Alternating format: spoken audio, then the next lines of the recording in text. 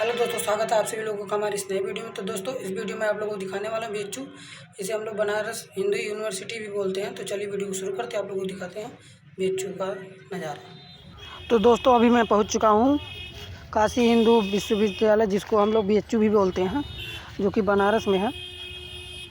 देखिए, कुछ इस प्रकार से यहाँ का नज़ारा है।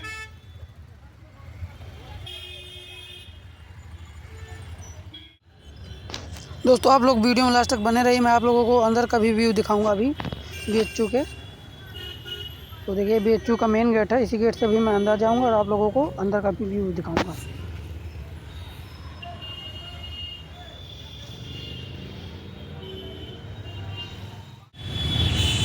तो दोस्तों, अभी मैं अंदर आ चुका हूं। तो देखिए, कुछ इस प्रकार का यहाँ का नज़ारा है। देखिए, चारों तरफ से पूरा, और इधर देखिए बिल्डिंग है।